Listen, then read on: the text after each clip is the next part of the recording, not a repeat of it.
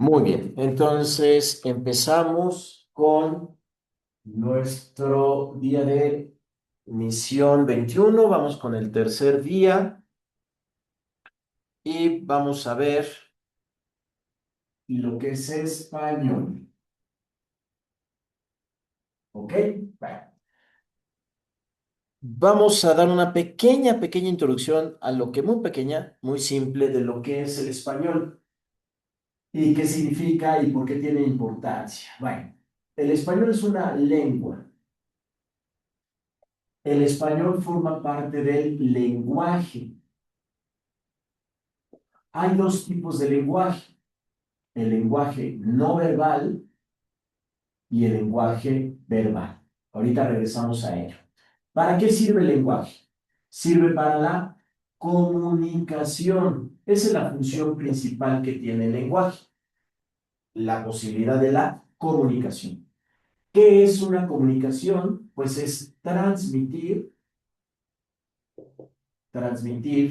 un mensaje. Y un mensaje no es otra cosa más que información. Lo que transmitimos es información a través de un mensaje. Esa información que transmitimos, ¿sí?, se hace a través de lo que llamamos el proceso de comunicación. ¿Cómo es el proceso de comunicación? Bueno, tenemos un emisor que dentro de un referente, un contexto que ya vimos en la clase pasada, lo que es el contexto, ¿sí?, envía un mensaje, o sea, información, mandamos información de todo tipo hacia un receptor. Esa información que mandamos lo hacemos mediante un código. Bueno, vamos entonces a regresar acá. El lenguaje verbal consta de dos formas. El lenguaje verbal oral y el lenguaje verbal escrito.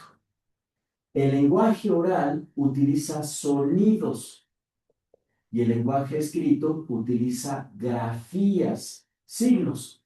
Las grafías son sonidos. Lo que nosotros escribimos son sonidos y así nos enseñaron a escribir sonidos. Bueno, los sonidos y las grafías son las palabras. Y recuerden que vimos lo que eran las palabras, una unidad de significado. Ahora, ¿cuál es el código? ¿Dónde está el código? Pues el código es la lengua. La lengua es un código. Y en el caso del español, ese código tiene una estructura. ¿Cuál es la estructura de la lengua? Pues la estructura de la lengua es un sujeto, un verbo y un objeto. Y a esto lo conocemos como una oración. Ahorita regresamos a lo que es una oración. Bueno, ¿cómo se da ese código? ¿Cómo nace? Bueno, nace en sociedad. Toda lengua es creada o construida por la sociedad. Es decir, es la sociedad la que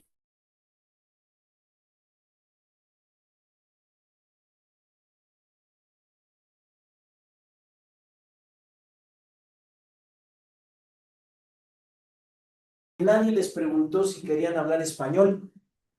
Cuando ustedes nacieron, entraron en un ambiente social en el que ya se hablaba español.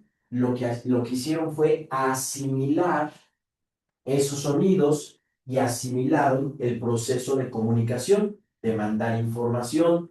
Y ese proceso es muy lento porque tardaron ustedes más o menos entre 1 y 2 años para empezar a tener esa comunicación, para empezar a tener ese producto social, ¿sí? Empezar a tener ese código y empezaron a hablar. Pero fue hasta los 5 años cuando ya pudieron comunicarse plenamente. cuando ya tuvieron un vocabulario, como lo hablamos la clase pasada, de que ese vocabulario es lo que permite poder enriquecer todo lo que nosotros queremos decir. Cuando nosotros le decimos algo a alguien, le damos información. Y esa información va a depender de ese vocabulario y de cómo empleemos ese código. Por eso las personas que nacen en regiones donde tienen una lengua originaria, como náhuatl, mixteco, zapoteco, totonaca, están asimilando dos lenguas, que significa que son personas bilingües. Y esas personas bilingües son de mucho respeto, solo que socialmente a veces hacemos mucha discriminación y eso es muy desagradable, ¿ok? Cuando pues somos discriminatorios, rechazamos a las personas por su origen, pero la verdad es que son personas bilingües, ¿sí? Hablan una lengua originaria y hablan español. Y la mayoría de nosotros solo hablamos español. Y a veces intentamos hablar alguna otra lengua, como inglés, francés, alemán, y lo que estamos adquiriendo es esos códigos, esa estructura, y empezamos a crear mensajes. ¿A partir de qué? A partir de las oraciones que construimos. Bueno, ¿qué tipo de oraciones tenemos? Bueno, primero, ¿qué es una oración? Voy a definir lo que es una oración. Es una unidad de lenguaje con significado completo. Cuando nosotros estructuramos una oración, estamos dando un significado completo y estamos elaborando información, estamos transmitiendo información. Esas oraciones tienen dos formas. Billy, eh, ay, se me fue.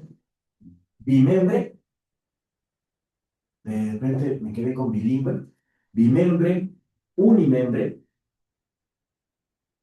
Bien, cuando hablamos de una oración unimembre, solo hablamos de una frase o una palabra, que son una oración, o sea, tiene significado completo.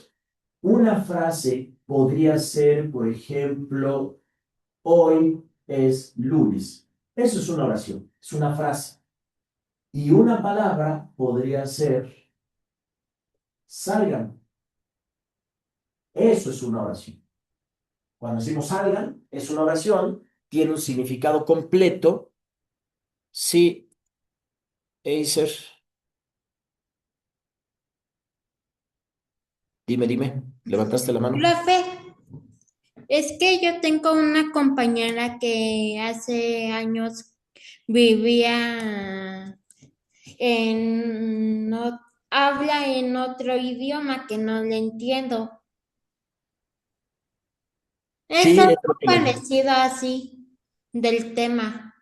eso es lo que les decía de que hay personas que son bilingües y hablan otras lenguas. Bueno, entonces, a ver, eso Profe, es yo tengo una duda.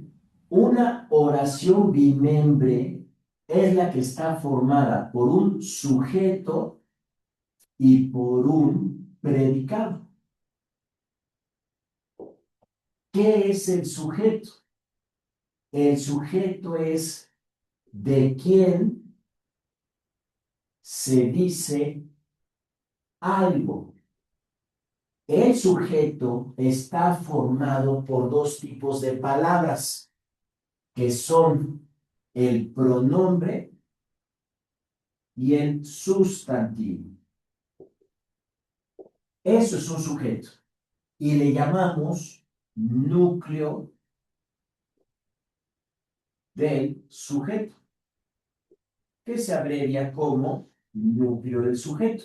Así está formado lo que es el sujeto. Es de quién decimos algo, ¿sí? Lo que estamos diciendo de algo. Sí, Iker. ¿A partir de qué punto una persona se considera bilingüe? O sea, sí sé que cuando habla dos idiomas, pero a partir de qué punto se cuenta que ya sabe hablar ese idioma. Es que cuando nosotros hablamos una lengua, hay cuatro aspectos, no importa la que sea, incluso la nativa, ¿sí? Que son 4 procesos: hablar, leer, escribir y escuchar. Van como una, obviamente, de la mano de la otra, porque cuando hablamos, obviamente, escuchamos, pero a veces escuchamos mejor y entendemos más de lo que podemos pronunciar. La otra es, podemos leer y nos cuesta trabajo escribir, pero van de la mano. El que puede leer también de repente podría escribir, ¿sí? Que escribir y hablar son similares.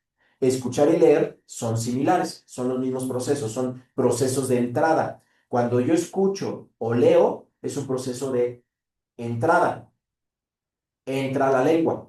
Cuando yo escribo o hablo, es un proceso de salida, es cuando yo emito y transmito información, porque cuando leo y escucho, soy un receptor, recibo la información.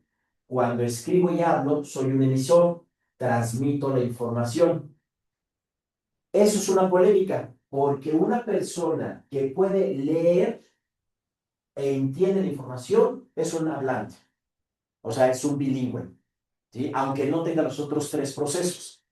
Una persona que escribe en un idioma, aunque no hable o no pueda escucharlo, entenderlo, al escucharlo, es una persona bilingüe, porque es capaz de expresarse y capaz de comunicar información. No es necesario que dominen las 4 cosas, porque hay personas nativas mexicanas que hablan español, ¿sí? Perfectamente bien, pero son analfabetas. ¿Qué significa analfabeta? Que no puede leer o escribir. Ese es un analfabeta y no es un insulto. Hay personas que se van a Estados Unidos, pueden comunicarse en inglés, hablar perfectamente inglés y ser analfabetas. Eso lo hace bilingüe, el hecho de poder comunicarse. Hay muchos profesionales que dominan una lengua, el inglés, el francés, el alemán, pero nunca lo han hablado. Y leen textos y escriben, pero no lo hablan. ¿Sí? No son analfabetas en el sentido de que no puedan escribir o leer, al contrario, leen y escriben, pero no tienen el proceso de oralidad. No se pueden comunicar oralmente y no son muy capaces de escuchar, pero entonces se llama bilingüe. No hay un porcentaje, no hay una manera de saber qué tanto domina una persona una lengua. Ya les dije en la clase pasada, hay 95,000 palabras en español y no conocemos todas, solo conocemos las que necesitamos para comunicarnos, para transmitir información. Lo mismo pasa en otros idiomas. Hay 350,000 palabras en inglés. Se calcula que hay cerca de 1,000,000 de palabras en alemán. Hay como 400,000 palabras en ruso. Entonces, no existe una persona que tenga un 100% porque varía. Hay personas, lo vamos a ver ahorita, en un momentito, varía muchísimo por el tipo de actividades que tiene, profesión, nivel de estudios, de edad, que puede cambiar. Entonces, espero haber respondido tu pregunta. Bueno, entonces, sujeto de quien se dice algo. Predicado, lo que se dice del sujeto. Todo lo que decimos del sujeto es el predicado y se compone de 2 partes. El verbo, al que le llamamos núcleo verbal o núcleo del predicado, núcleo verbal, ¿sí? Y el objeto, los diferentes tipos de objeto, como objeto directo, objeto indirecto, objeto circunstancial. Bueno, de esa manera construimos nosotros la lengua. De esa manera es como nosotros podemos comunicarnos para transmitir información y todo lo que hacemos es transmitir información. Y eso es el español. Ahora, ustedes y yo hablamos español, aprendimos a leer y escribir español. Y entonces, ¿por qué nos enseñan el español? Porque hay 2 cuestiones dentro del español y es que es un acuerdo social. Es la sociedad quien se pone de acuerdo con el significado de las palabras. Recuerden que una palabra es una unidad de significado. Las palabras significan algo. Lo vimos la clase anterior, que ese significado está en el diccionario, pero no hay gente que escriba el significado de las palabras en un diccionario, sino que toman esas palabras del uso social, de cómo la gente usa esas palabras, pero también se analiza qué origen tienen esas palabras, de dónde provienen, qué significaban antes, cuál es su etimología, todo eso. Y entonces cuando se escriben los diccionarios para poder poner el significado de las palabras. Pero la sociedad les pone ese uso y ese significado. Así es como funciona la lengua. Eso quiere decir que hay dos tipos de acuerdo. El acuerdo común, que es lo que hablamos todos los días nosotros, con el número de palabras que utilizamos para transmitir información y decirle a una persona lo que sentimos, pensamos, hacemos, creemos, todo lo que comunicamos nosotros, toda la información que damos es a través del proceso de comunicación. Y utilizamos ese código. ¿Por qué aprendemos el español entonces? ¿Por qué nos enseñan? Porque el español tiene estructura, porque el español tiene reglas, porque el español tiene condiciones que nos permiten mejorar el proceso de comunicación y poder entablar un diálogo con otra persona y ese diálogo sea muy rico, esté lleno de muchísimas facetas, de muchísimas variantes, porque es verdad, una lengua es un mundo. Si nosotros logramos hablar en una segunda lengua, estaremos hablando en un segundo mundo. De hecho, hay algunos estudios en psicología del lenguaje donde ciertas personas bilingües o trilingües, ¿sí? Llegan a desarrollar diferentes personalidades muy sutilmente, ¿eh? No se crea que se transforma su personalidad, pero de una forma muy sutil, muy escondida, cuando una persona es bilingüe y habla en español, tiene una personalidad. Y cuando está hablando en inglés, va adquiriendo otra personalidad. No es notorio, se necesita hacer estudios y análisis y estar con especialistas para ver las diferencias, porque socialmente no se ve esa diferencia. Pero es una persona que tiene dos maneras de pensar y tiene dos mundos, entiende dos mundos diferentes, su lengua natal y la que asimila. Entonces imagínense a alguien que de manera natural aprendió dos lenguas, el español o el náhuatl. Tiene dos mundos. Y cuando está hablando en náhuatl, se comporta de una manera un poquito diferente. ¿Por qué? Porque está en un mundo distinto, entiende las cosas de manera diferente, su información cambia, la manera como la estructura cambia y su comunicación común cambia. Cuando habla español, también es otro mundo. Así es que cada lengua, y cuando aprendemos otras lenguas, ampliamos nuestros horizontes y nos metemos a mundos distintos. Por eso es importante que ustedes aprendan otras lenguas. Por eso es importante que les demos clases de lengua adicional, como el inglés o el francés o el alemán.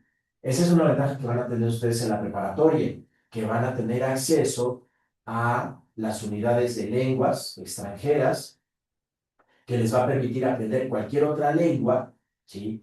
Como el francés, el italiano, el ruso, el chino, el coreano, ¿sí? Incluso hay algunas lenguas africanas que se enseñan ahí en lo que antes se llamaba el CEL, el Centro de Lenguas Extranjeras, que ustedes en la preparatoria tienen acceso al CEL, al Centro de Lenguas Extranjeras, que lo mejor sería que aprovecharan ese beneficio que tienen cuando entren a la preparatoria de la UNAM, ¿sí? El Politécnico también lo tiene, también tienen ese beneficio, entonces sería importantísimo. ¿Por qué? Porque es otro mundo. Ahora, hay un acuerdo profesional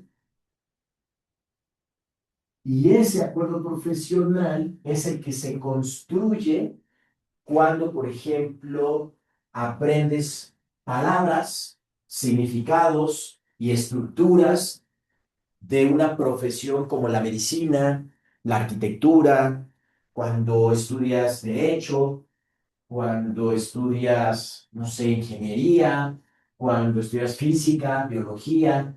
Por eso dice que entre abogados se entienden. Es un dicho muy popular. ¿Qué quiere decir eso? Pues que tienen un lenguaje de abogados. Los médicos tienen un lenguaje de médicos. Los ingenieros tienen un lenguaje de ingenieros, su propio lenguaje de acuerdo a su profesión. Ahora imagínense una persona que es capaz de entender todos esos lenguajes. Es cuando decimos que tiene una cultura. Una persona que es culta ha logrado asimilar, ¿sí?, un acuerdo social de distintas profesiones. Y es cuando alguien que no es médico, pero entiende aspectos de medicina. Cuando alguien que no es contador, entiende aspectos de contaduría. Cuando alguien no es ingeniero, pero entiende ciertos términos y lenguajes. No para sustituir a la profesión, pero para así entenderse con la profesión. Y eso es muy valioso, porque cuando ustedes se conviertan en adultos, van a tener comunicación con abogados, con ingenieros, con arquitectos, con contadores, con científicos, con políticos. Entonces, son diferentes lenguajes. Y eso quiere decir que ustedes pueden tener una gran cultura, pero para eso se necesita vocabulario. Y se necesita conocer la estructura. ¿Y para qué tener la estructura? Para poder comunicarnos, mandar un mensaje y que nuestra información se entienda. Bueno, básicamente eso es el español y esa es la importancia que tiene.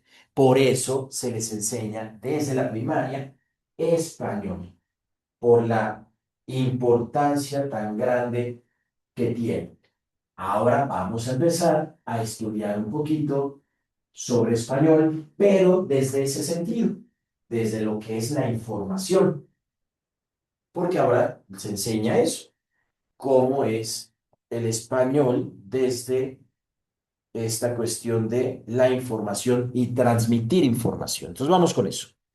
Obtención de información.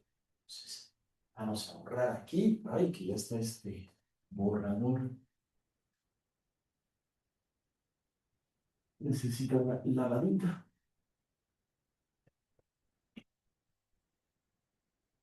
Bien, entonces vamos con el siguiente punto. Dice, obtención de información. Vamos con el punto 1 y dice, obtención de información. Ahorita vamos a ver qué es la información, qué es eso. Dice, propósito y características de las fichas bibliográficas. Propósito y características de las fichas bibliográficas. Ese es el tema y es lo que les van a preguntar en su examen. Pero primero, antes de eso, vamos a ver qué es una información. ¿A qué le llamamos información? ¿Qué es eso? ¿Qué es información? Información es todo lo que conlleva datos, indicadores, índices, gráficos, imagen, hechos, Textos que dan información narraciones, sobre no, algo. textos no. Dentro de los textos está la información, ¿ok? Entonces, datos, indicadores, índices, gráficos, imagen, hechos, narraciones, emociones. Las emociones son información, etcétera. Es decir, cantidad de cosas. Eso es una información. Nosotros transmitimos a través del proceso de comunicación información, ¿sí? ¿Dónde está esa información? En un mensaje. Ahora sí, podemos decir que hay dos tipos de mensaje. Un mensaje oral y un mensaje escrito. Al mensaje oral le llamamos oralidad. ¿sí? Cuando hablamos en público, cuando expresamos cosas de manera oral. Y escrito es el texto. Entonces, ¿qué es un texto? Todo mensaje escrito. Y dentro del texto está la información. Así es que cuando nosotros construimos un texto, para transmitir información, necesitamos conocer las estructuras lingüísticas. Bueno, eso es la información. Y esa es la importancia que tiene. Ahora, las fichas bibliográficas. ¿Qué es una ficha bibliográfica? Bueno, una ficha bibliográfica es una fuente, el origen de la información. ¿De dónde estamos tomando la información? Bueno, En internet, en todos lados. Vamos a ver cuáles son esas fuentes, ¿sí? El Internet. ¿Qué es lo de hoy? El Internet. Y en el Internet, ¿qué encontramos? Encontramos páginas web, encontramos blogs, encontramos, ¿qué más? ¿Qué más hay? Ayúdenme porque ustedes son más actualizados en ese aspecto. Webs, blogs, Vi- y Videos las... con Inteligencias artificiales. ¿Cómo? Inteligencias artificiales. Ok, encontramos la IA, por supuesto. en Google, ¿Cómo? en Google, Google. Ah, sí, buscadores. Perfecto. Buscadores, sí, todo eso. en Google Maps, Y muchas cosas más. ¿Cuál es otra fuente de información? Audios, videos, videos, ok, perfecto. películas. Eh, Textos. A ver, vamos con los textos. ¿Cuáles son esos textos? Acuérdense que los textos son escritos, es información escrita. Periódicos. ¿Eh? Libros, Libros, Periódicos. periódicos, artículos, noticias, noticias, Divulgaciones científicas. divulgaciones, no solo científicas, hay divulgaciones de historia, de español, de divulgaciones, química, divulgaciones. ¿Qué más? ¿Qué dijiste, Sara? también de químicas, Sí, sí, de todo, científicas, de todo, química, física, historia, psicología, antropología, todo, todo, todo, divulgaciones, perfecto. ¿Qué otra fuente de información tenemos? Por ejemplo, información le vamos a llamar viva, o sea, cuando la información es de una persona, cuando platicamos con alguien, también es una fuente de información. Podemos hacer una entrevista, simplemente podemos platicar y lo que nosotros captemos, eso lo podemos convertir en también información. en Alexa, ¿Eh? Alexa, Alexa, ah, sí, eso también. ¿Cómo le podemos llamar? Sí, Alexa está bien. No sé cómo podría llamarse, pero está perfecto. ¿Ok? Bueno, ¿Cuenta todo como es... un asistente? Según yo, es una inteligencia artificial. Sí, sí, bueno, ahorita, antes no era una inteligencia artificial, ¿eh? Pero antes era como un asistente, ¿no? Como Siri. Era un asistente, así es. ajá, como también Siri y Alexa. Ajá, pero ahorita sí ya la están haciendo más actualizada con inteligencia artificial, que a veces de inteligencia como que no tiene nada. Pero bueno, Y no hay que confiar mucho en la no, IA. pero está divertido. Está divertido. Bueno, eso es lo actual. Ahora, ya vimos qué son las fichas bibliográficas. Son fuentes, el origen de toda la información. Son todas ellas. Nos enseñan a hacer solamente fichas bibliográficas. Ahora, hay muchas formas de hacer una ficha bibliográfica. La que más se utiliza es las técnicas o las formas de APA. APA viene de una asociación de psicología americana. Así es la Asociación de Psicología Americana. Ellos hacen muchas publicaciones, muchos artículos. Y para poder tener una buena referencia, para que la gente no se perdiera con la información, crearon algunas tips de cómo escribir esas fuentes. cómo colocarlas, cómo acomodar la información de la fuente de tal manera que cualquiera pudiera encontrar. Y se empezó a hacer famosa. Y muchas universidades empezaron a utilizar esos consejos y se empezaron a convertir en como reglas. Y ya muchos profesores dicen, no, quiero que usen ficha bibliográfica con APA. Y pues ya nos complicaron la vida, ¿no? Porque ahora tenemos que poner, de acuerdo a las reglas de APA, ¿sí? En muchos casos, porque hay otras, las fichas bibliográficas. ¿Ok? Entonces, vamos a dejar el término ficha bibliográfica, pero son muchas fuentes y hay muchas maneras y APA tiene para cada una de estas que acabamos de poner y otras más, tiene una forma de establecer esas características. Pero primero vamos con el propósito. ¿Cuál es el propósito de una ficha bibliográfica? ¿Cuál es el propósito de registrar la fuente? Bueno, para que haya punto uno, una búsqueda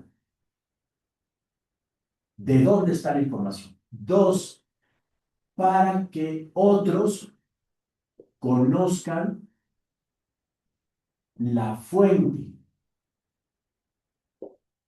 Son los dos propósitos más importantes que tiene una ficha bibliográfica. Así para, ay, ¿dónde estaba esa información? Pues ahí. Bueno, les voy a contar un poquito. Antes de que existiera el Internet, nosotros utilizábamos unos ficheros. Esto era un fichero. Y entonces esos ficheros estaban separados. Así les pueden preguntar a sus papás si ellos en la escuela utilizaban esos ficheros.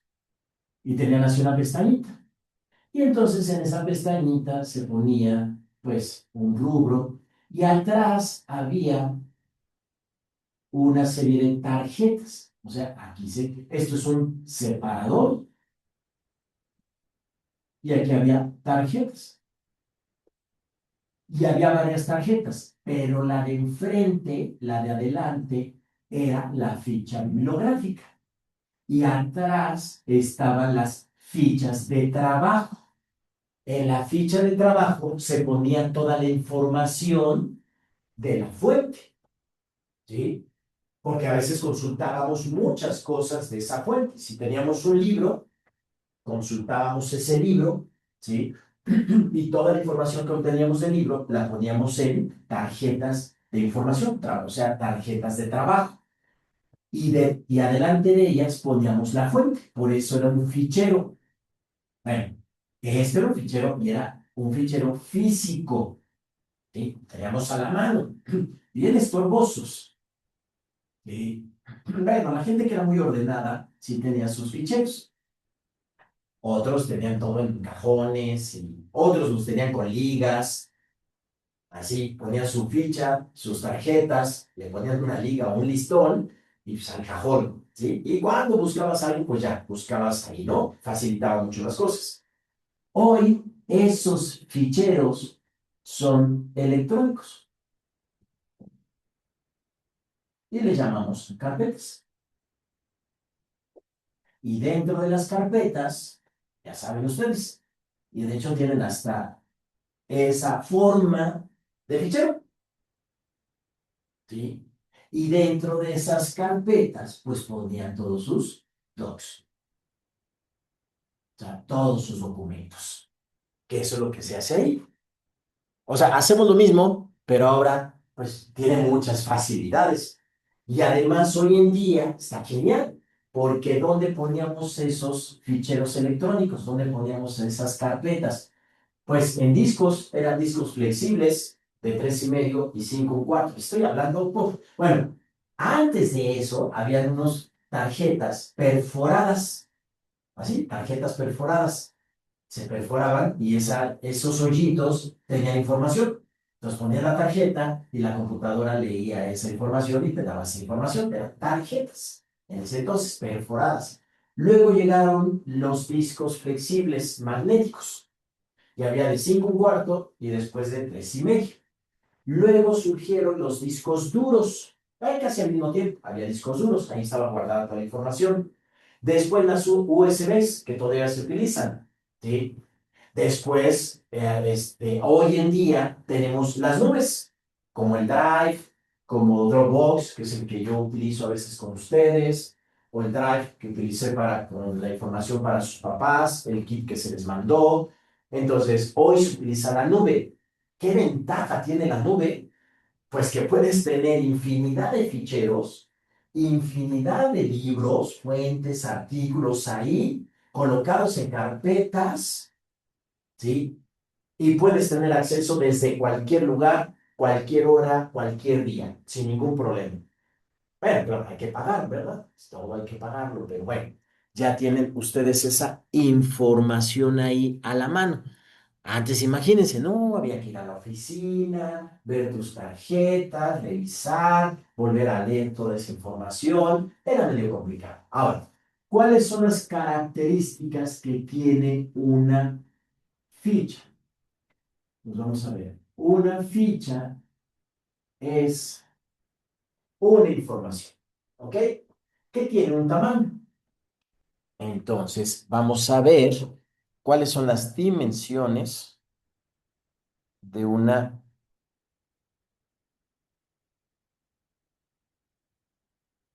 ficha bibliográfica.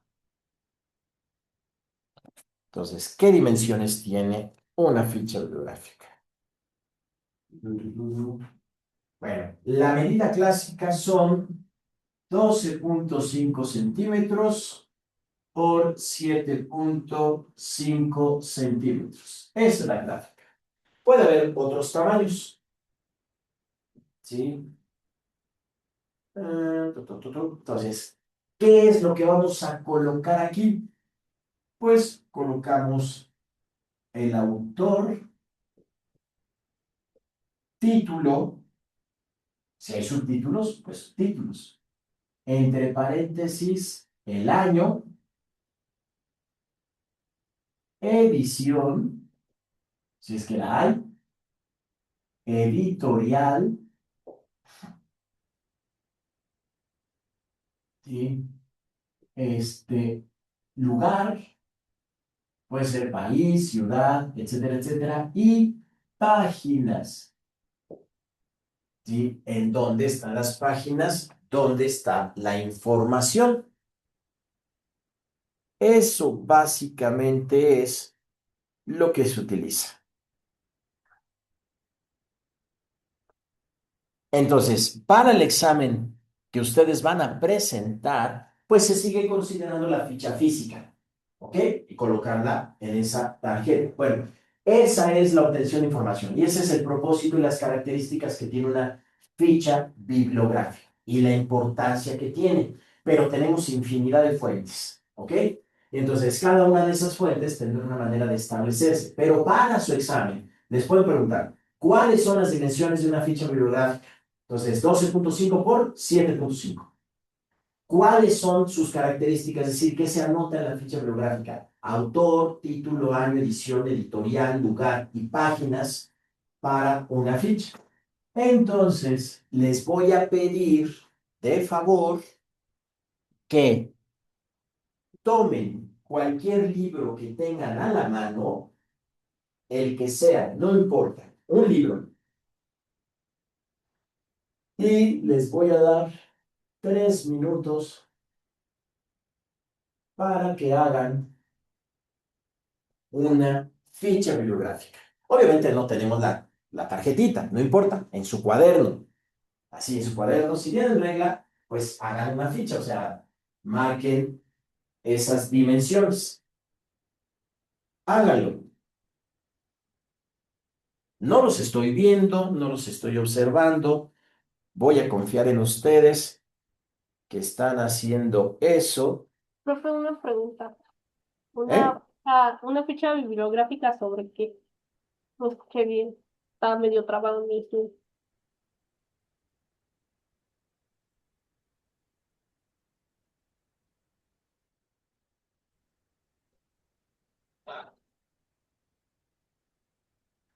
Otra vez pequeñita porque no te entendí mucho lo que me dijiste. Es que tengo bien trabado el Zoom. No entendí la instrucción. ¿Me la podría repetir? Sí, claro que sí. Van a hacer en su cuaderno, con su regla, van a medir 12 centímetros, 12,5 por 7, hacen un cuadro, que es una ficha, y en su cuaderno, ¿sí? Y van a hacer la ficha bibliográfica de cualquier libro que ustedes tengan a la mano, el que sea, no importa. Ah, ok. Generalmente en los libros, cualquier libro, vamos a tomar un libro, uno más o menos que sea serio. A ver, este es muy serio, ¿ok? Bueno, vamos a tomar un libro, ¿sí? Vamos a ver cuáles son las características que tiene un libro. Ahí está. Tiene la portada, contraportada, el lomo, tiene otro nombre, no importa. Luego, las páginas interiores, siempre se tiene una página en blanco. Es un estilo. Luego viene el título, el autor, ajá, por quién está traducido, la editorial. Pero aquí atrás, aquí, está la ficha bibliográfica de este texto. ¿De dónde viene? ¿Sí? Entonces, por ejemplo, dice aquí, primera edición en francés, y luego aquí la traducción, primera edición en español, que es del 2016. ¿Ok? El título en francés, o sea, aquí está la bibliografía en francés, y el título en español. Términos psiquiátricos de origen griego y el autor, etcétera, etcétera. Viene el año, el, el institutos, bueno, ¿cómo se llama? Este número de registro editorial que deben llevar todos, dónde se hizo, impreso y hecho en México, ¿sí? Y algunas otras informaciones. Entonces, ahí en todos los libros viene la información para que ustedes puedan hacer una ficha bibliográfica. Entonces, hagan la fichita, déjenme ir a abrir porque alguien tocó. Ahorita regreso.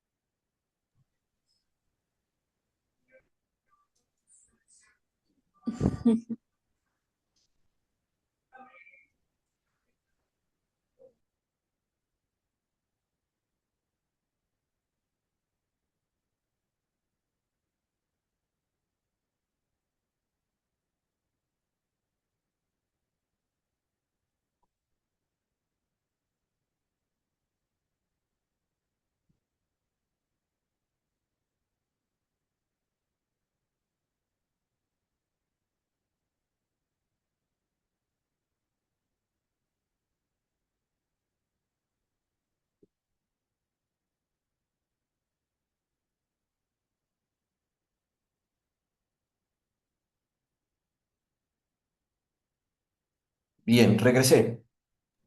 ¿Quién Ahora sí. era? ¿Eh? ¿Quién era? No, estaba equivocado. ¿Ya terminaron? ¿Ya tienen su ficha bibliográfica? Sí, yo Profe, ya. yo tengo una duda. Sí. Dime tu duda. Sí, es que este libro que yo tengo dice del autor de Espía y Traidor y un espía entre amigos, Ben Mancinier, supervivencia y fuga de la más inexpugnable fortaleza nazi, los prisioneros de Colditz. ¿Todo eso anoto de título? Sí, Todo todo eso ese título. va. Y se pone todo, se pone título, subtítulo. Y si el título es larguísimo, pues se pone todo el título, tal cual está. Obviamente se pone entre comillas la fecha entre paréntesis y todo se separa con comas. El autor se empieza por el apellido.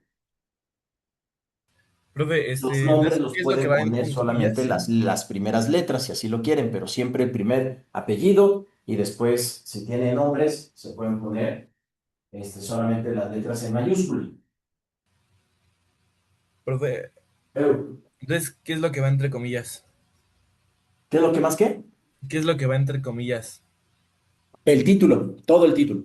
Título y Bien. subtítulo.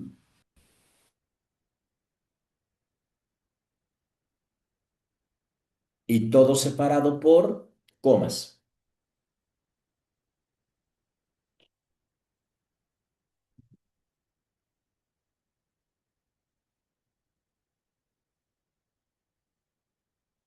Dice, déjame tomar la foto, ya la tomé. Muy bien, ¿ya quedó? ¿Para todos? ¿Sí lo hicieron? Yo ya tengo unas fichas. Perfecto. No sé si sean. No sé. Vamos a continuar.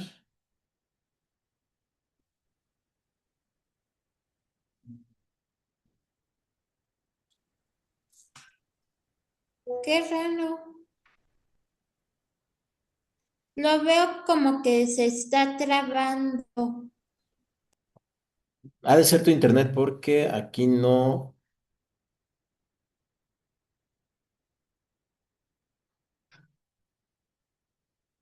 A ver.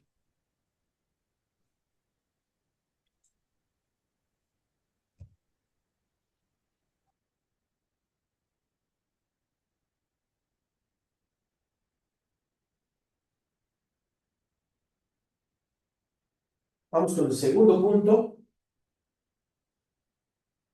Organización de la información.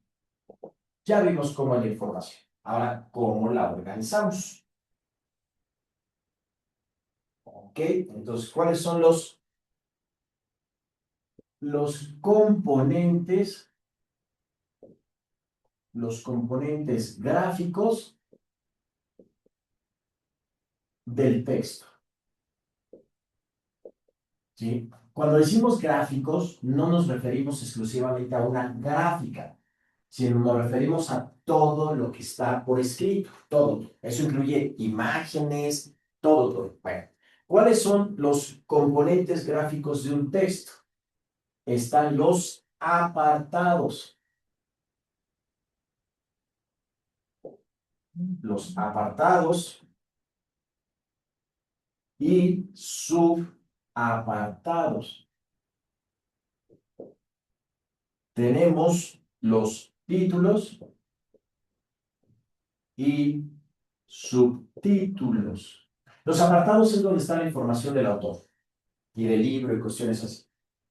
Subtítulos. Tenemos el índice.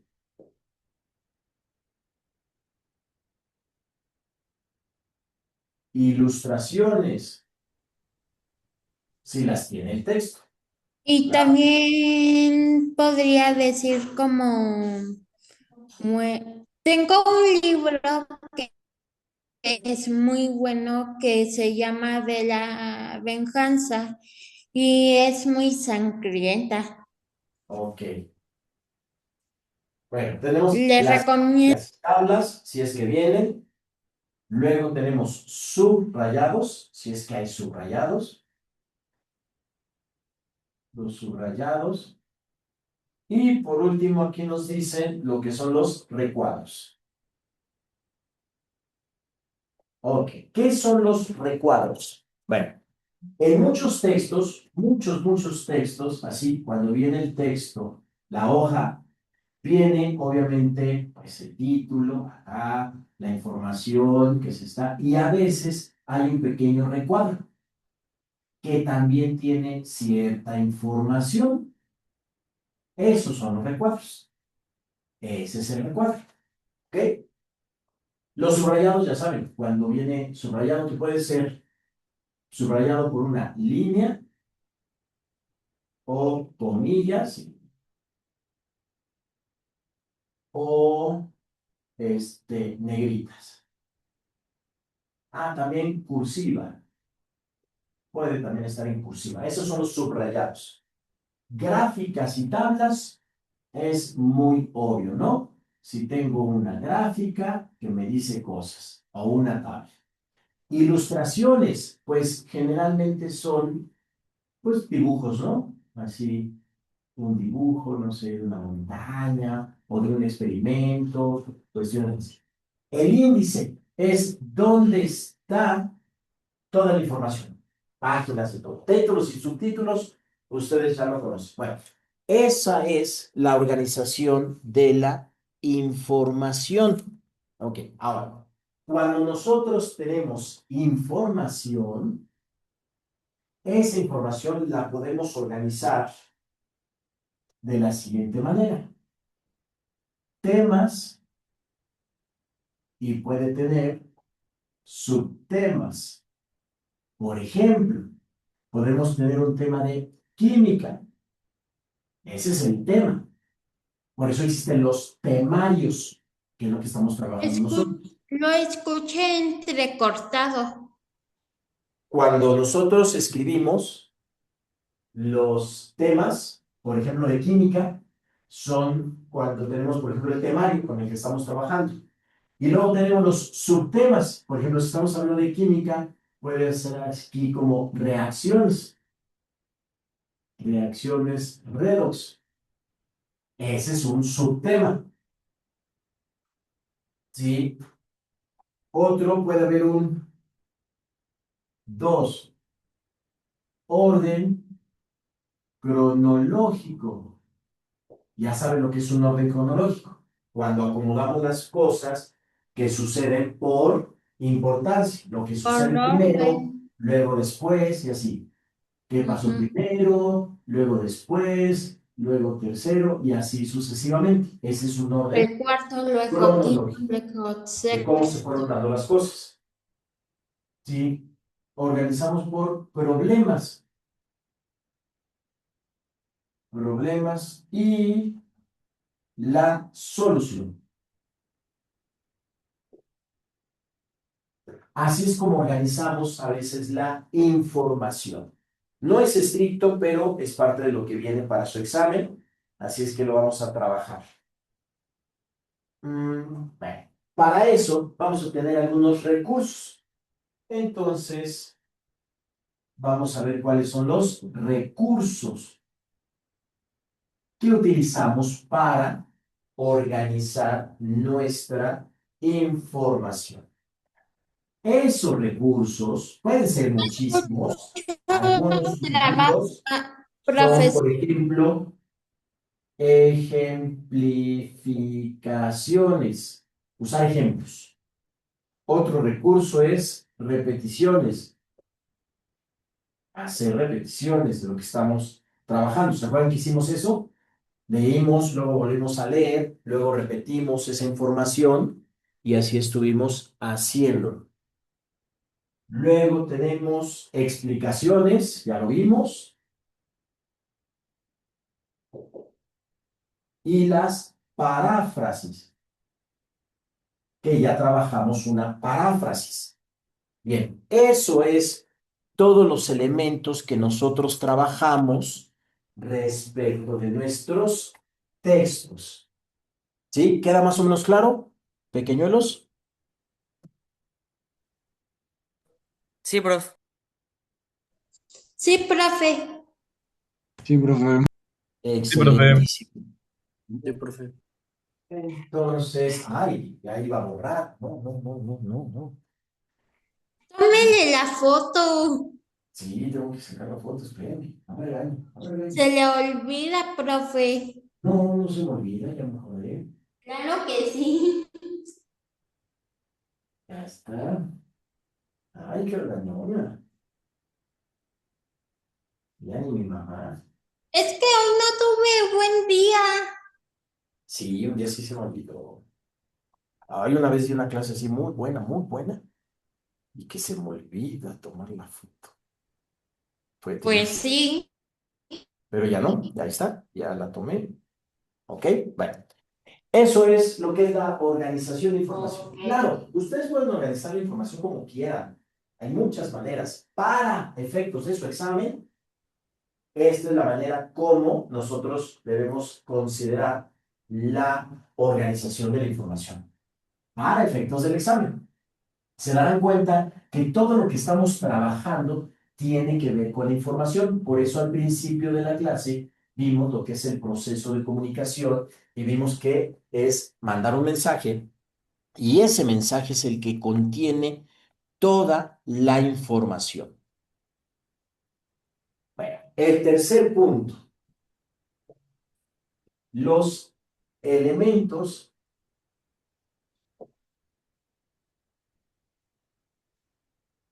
de la coherencia, cohesión y adecuación. Eso Entonces, ya es química, ya no es español. no. Es español. ¿Ok? Entonces, elementos de la coherencia, cohesión y adecuación. Ahorita vamos a ver qué significa cada uno de ellos y alguna importancia que debemos tener. Espérenme un segundo. ¿Sigue ahí, profe? ¿Eh? ¿Sigue ahí? Sí, aquí estoy. Espérenme un segundo. Bien, entonces, recordemos, ¿qué es un texto? Un texto es todo mensaje escrito. Eso es un texto. Todo mensaje escrito. Cuando tenemos un mensaje, lo que tenemos es información. Ahora bien, ¿cómo debe de ser esa información? ¿Cómo debe de estar en un texto? ¿Qué elementos debe tener? ¿Cuáles son esos elementos? Entonces vamos con la coherencia. ¿Qué ¿Qué es es eso? la... Espérame, este es Sara. ¿Qué es la coherencia? ¿Sí? Bueno, significa que el texto que tenga sentido. Esa es la coherencia, que un texto tenga sentido. ¿Sí? Es decir, que se hable siempre de lo mismo.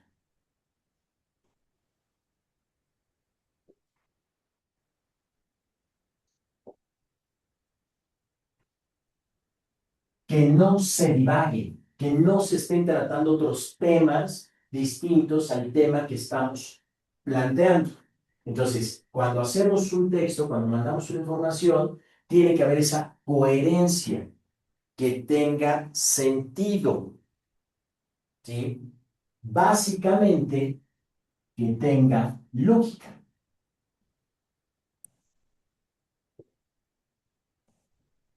Lo que estamos diciendo o lo que estamos tratando. Bien, ¿qué es la cohesión? La cohesión tiene que ver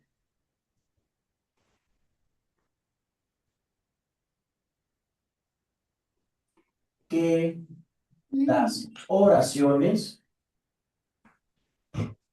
que las oraciones estén bien conectadas. ¿Con qué se conectan las oraciones? Para eso utilizamos nexos.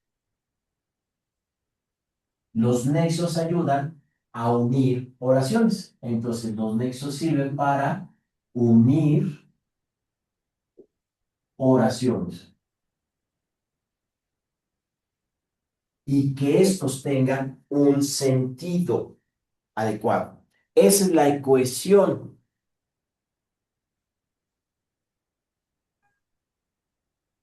Entonces, que haya esos nexos, esas uniones,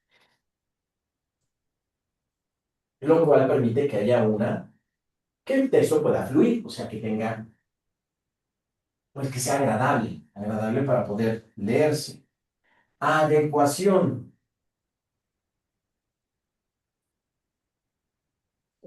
¿En qué consiste la adecuación?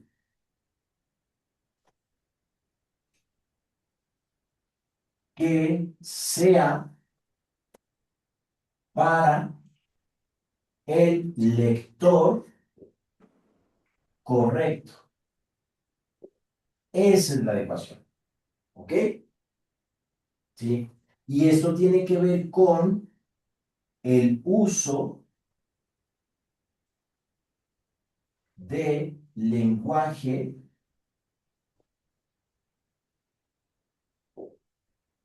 apropiado. Uso del lenguaje apropiado, ¿sí? Que depende a quién esté dirigido. Profe, lo escuché entrecortado. Que es adecuado es que sea algo que esté dirigido a una persona, ¿sí? Adecuada, es decir, que el lenguaje que vamos a utilizar sea el apropiado para a quien lo estemos dirigiendo. Por ejemplo, en la adecuación, si yo voy a escribir un ensayo y en el ensayo el tema es lo que habíamos dicho sobre calentamiento global. ¿Qué significa la adecuación? ¿Sí? Significa que voy a escribir sobre calentamiento global de acuerdo a quien lo dirija. Por ejemplo, si está dirigido a público general, un auditorio que es público general, entonces mis palabras, las palabras que voy a utilizar, el lenguaje, tiene que ser apropiado al público general. O sea, tendría que utilizar palabras comunes, palabras que sean fáciles de entender para el público que está presente, ¿sí? Si está dirigido a políticos, políticos son, pues tienen muchas profesiones, ¿sí? Y lo que voy a dirigir es utilizar un lenguaje que tenga que ver con esas cuestiones así de políticas públicas, de la importancia que tienen para las elecciones. Voy a utilizar un lenguaje que nos permita poder plantear muchas cosas. ¿De acuerdo? Si está dirigido a especialistas del mismo campo, ¿sí? Bien, permítame un pequeño segundo. Voy a detener la grabación. Déjenme arreglar un asuntillo y ahorita. Ok, entonces tenemos lo que es, cuando nosotros hacemos la adecuación, es a quién está dirigido la información que nosotros estamos planteando por escrito.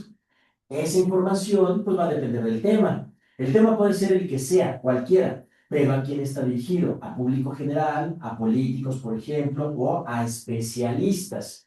Y es el lenguaje que tenemos que considerar. Entonces, son los tres elementos que debe tener cualquier texto, como la coherencia, cohesión y adecuación, y esas son preguntas de examen. ¿Qué les van a preguntar en su examen?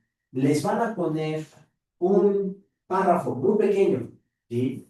Y les van a preguntar cuáles de los siguientes párrafos tienen coherencia o tienen cohesión o tienen adecuación. Y ahí les van a explicar cómo es este punto, ¿ok?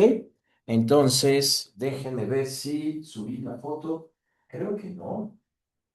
Así es que vamos a ver, ¿no? De nuevo, profe.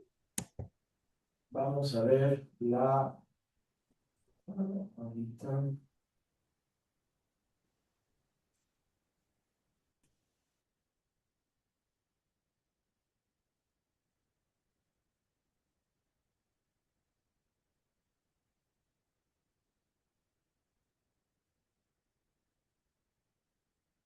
Excelente.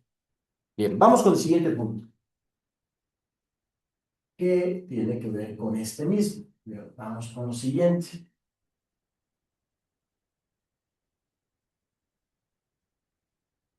Esto es concordancia entre sujeto y predicado.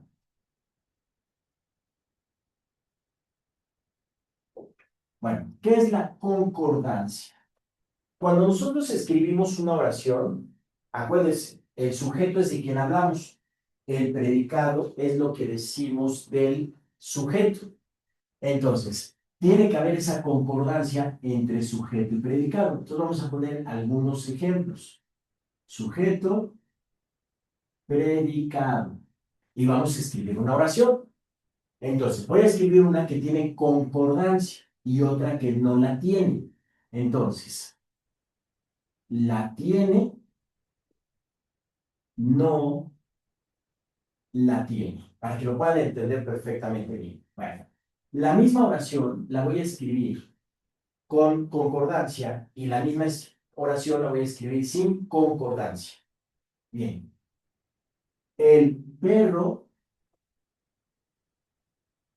come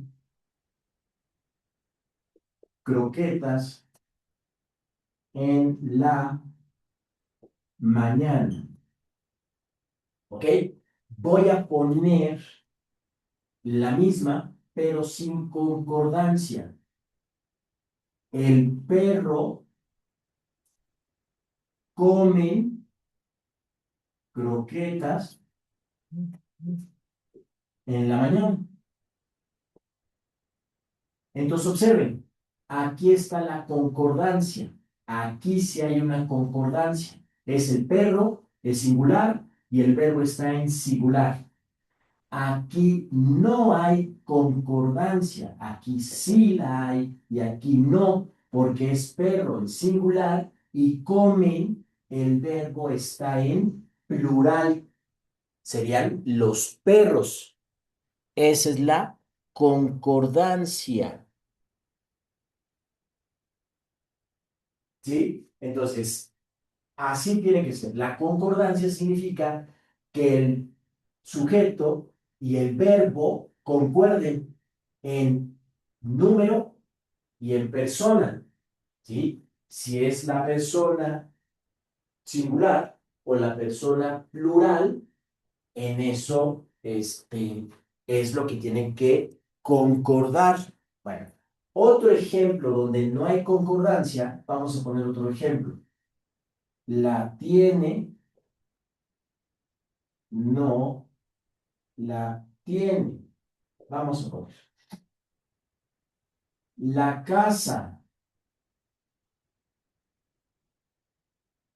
la casa morada está en la avenida. ¿Ok? Que no tenga concordancia. La casa moradas está en la avenida. Aquí la concordancia tiene que ver entre el sujeto, ¿sí? Lo que es el sustantivo con el adjetivo. Aquí sí hay concordancia. Aquí no hay concordancia, porque es casa y aquí está en plural, moradas. Entonces no puede ser la casa moradas y está aquí tampoco. Bueno, hay concordancia, la casa está. Ahí sí hay concordancia, pero aquí ya no tiene una concordancia. No la hay. Y aquí sí hay esa concordancia, porque es la casa morada. Morada es singular y está. Aquí la casa moradas está. Entonces, moradas es el problema, porque está en plural, mientras que el sujeto está en singular, el sustantivo, y el verbo está en singular. ¿Sí? Entonces, esa es la concordancia entre el sujeto y el predicado. Es muy sencillo, ¿eh? O sea, no hay más. No hay más. O sea, siempre las oraciones que escribimos tienen que tener concordancia. Y es muy claro de entender, pues cuando ustedes escriben una oración, de repente, a lo mejor por las prisas o por el descuido, pues tienen cierta falta de concordancia entre lo que es el sujeto y el predicado. Puede pasar, pasa muchas veces. Perfecto. Bueno, ya está la foto. Ahí va. Excelente. Bien. Vamos con el siguiente punto. Y el siguiente punto me parece que ya requiere cambio de marcador, que todavía escribe bien, pero de repente ya se va. Bueno, vamos a seguir con este. Vamos a ver. Bien, vamos con el mismo puntuaje, el 3, que son los elementos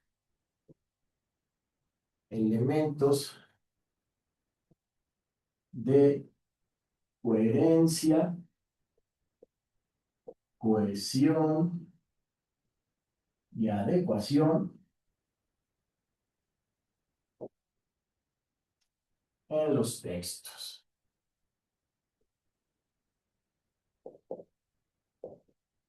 Muy bien, bueno, ya dijimos que cuando tenemos un texto, pues tenemos un mensaje escrito. Perfecto. Un mensaje escrito nos transmite información que debe cumplir con la coherencia, cohesión y adecuación, que ya la conocemos. Pero cuando el mensaje es escrito, lo podemos hacer de dos maneras, en prosa o en verso. Cuando nosotros escribimos un texto, un mensaje en verso, utilizamos una manera de hablar muy particular. Esa manera de hablar tan particular se llama lenguaje figurado o lenguaje figurativo. Bueno, aquí utilizamos unos elementos o herramientas de lenguaje muy importantes que se llaman, ¿sí?, figuras retóricas. Las figuras retóricas. Les voy a mencionar algunas, son como 50 y tantas o más. ¿Cuáles son algunas de ellas? Bueno, podemos utilizar metáforas, símil, hipérbole, podemos utilizar aforismos, etc. Uno, ya les dije, son 50 y tantas posibles figuras retóricas o más. Bueno, esa es una forma de escribir un texto en verso. ¿Sí? No necesariamente es un poema, ¿eh? No lo confundan. La poesía utiliza las figuras, las figuras retóricas, pero también puede escribirse en prosa. Bueno, ahora, ¿cuándo escribimos en prosa? Bueno, cuando la información se organiza de manera continua, pero, es decir, son oraciones continuas,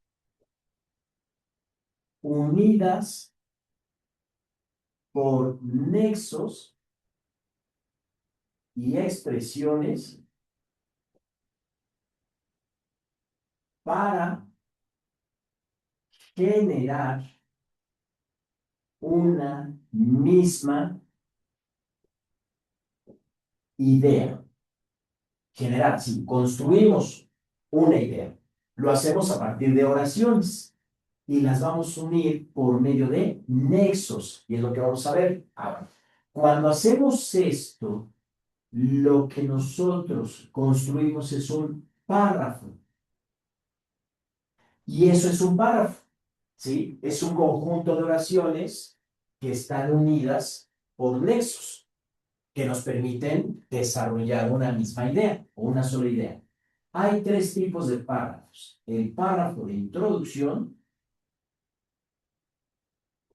párrafos de desarrollo y párrafos de conclusión en ese orden.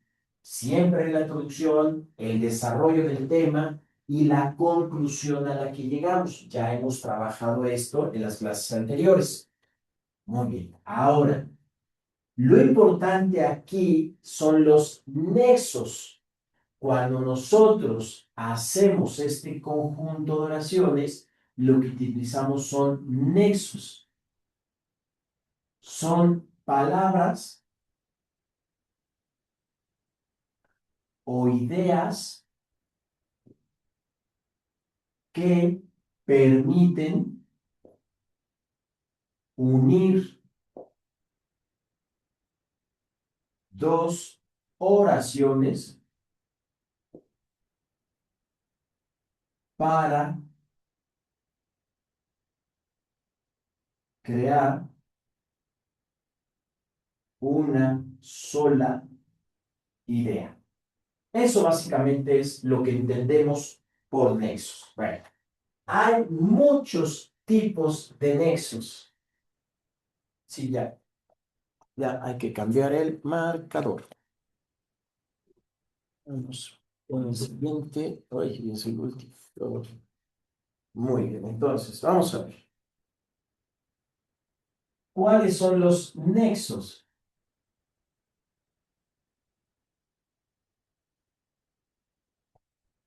¿Cómo se clasifican? ¿O cómo los clasifican aquí? ¿Sí? Aquellos que introducen ideas. Y nos ponen algunos ejemplos. Esto que voy a poner son los nexos, ¿sí? Son los que se usan. Entonces tenemos, además, ese es un nexo. Además, o sea, va en medio de dos oraciones. Además, por ejemplo, cuando decimos tal cosa, por ejemplo, y seguimos, estamos utilizando un nexo. Por ejemplo, es un nexo. En primer lugar, el último dice, finalmente, esos son Y luego algunos nexos que nos sigue sirven. el nombre del autor. ¿Eh? Luego sigue el nombre del autor. No, esa es otra cosa. Entonces, esos son nexos que introducen ideas.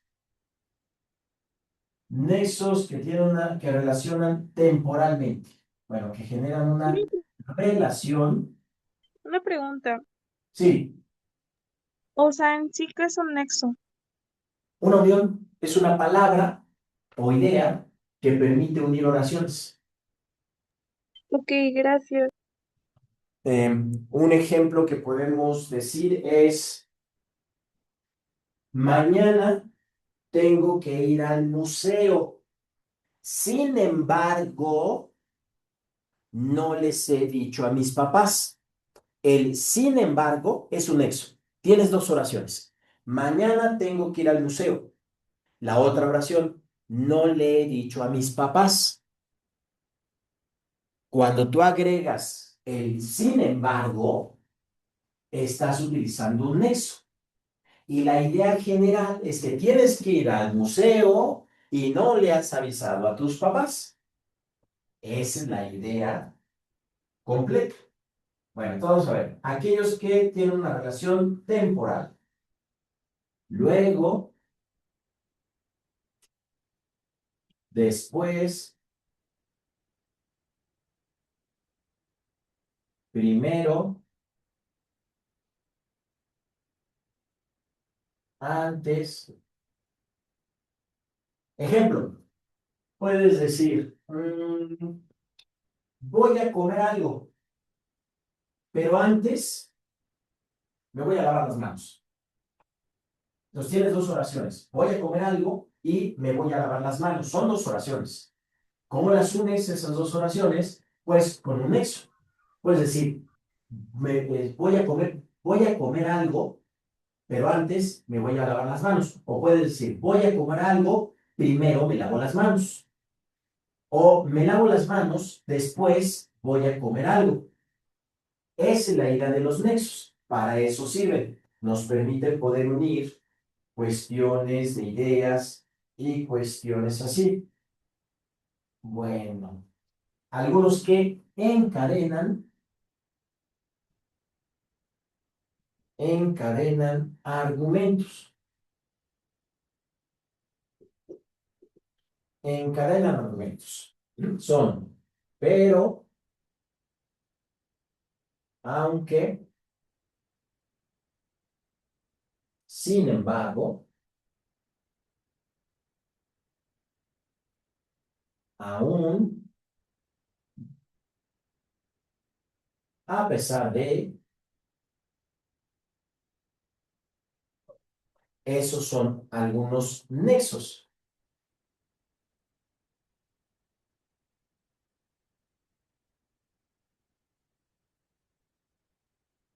Ok, esos son como los más importantes. ¿Va que va? Hay algunas otras cosillas, pero no nos interesan mucho. Son un poco más complejas y no vendrían en la cuestión de su examen. Pero esto de los nexos sí. Ahora, fíjense muy bien, les voy a dejar una actividad, por favor. Les voy a dejar una pequeña tarea. Van a elegir en un periódico, el que quieran, cualquiera, de hoy, de ayer, de antier, de mañana, del futuro, del pasado, del presente, el periódico que quieran. Van a buscar una noticia, la que sea, científica, deportiva, de misterio, la que quieran, ¿sí? Van a buscar una noticia, ¿ok? Y van a subrayar o marcar, ¿sí? Todos los nexos que encuentren. O sea, van a leer la noticia, la leen una vez, luego otra vez, y ya que la hayan más o menos comprendido, el ejercicio es rayar o marcar todos los, nada más los puros nexos, ¿ok? Pero que sean nexos, que identifiquen que hay una oración y que está unida con otra oración a partir de los nexos.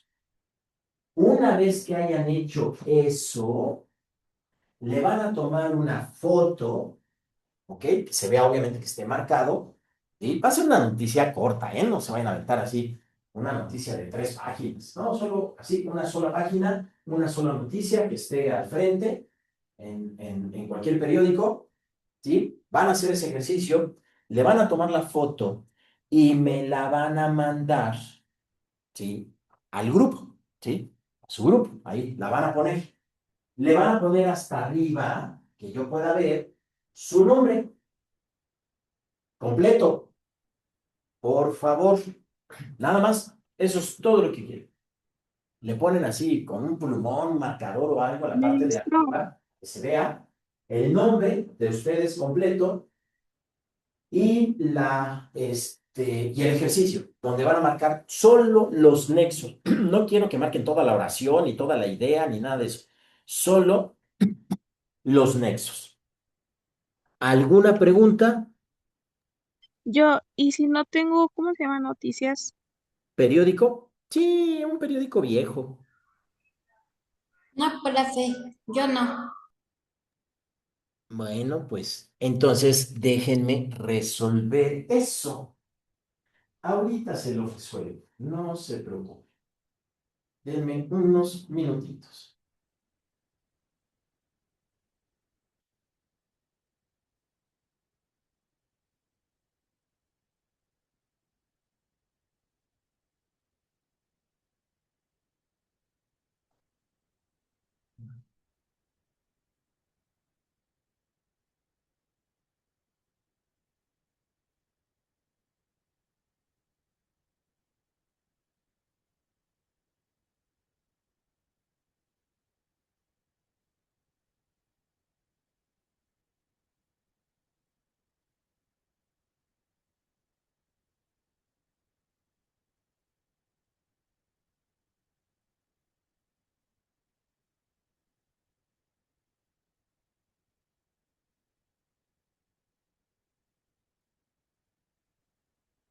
Listo.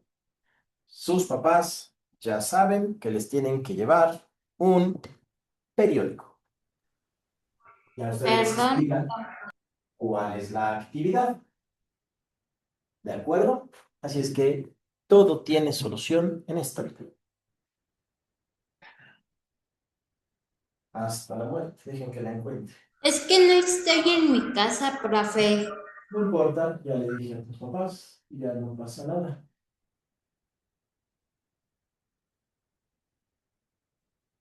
Ok, ¿alguna duda hasta aquí? No, profe. Excelente. Todo bien. Entonces, les encargo, por favor, la actividad que tienen que hacer, la suben a su grupo con su nombre, ya saben, la imagen, ¿sí?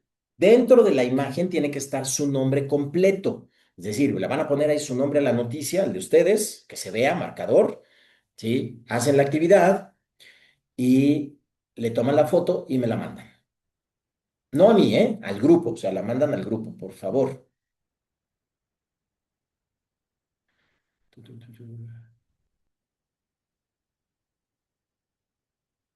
Okidoki. Excelente. Entonces, bueno, con eso terminamos esta primera parte del día de hoy. Ay, ay, ay. Se me está cayendo todo. Primera parte del día de hoy, día 3. Mañana continuamos día 4, sigue español.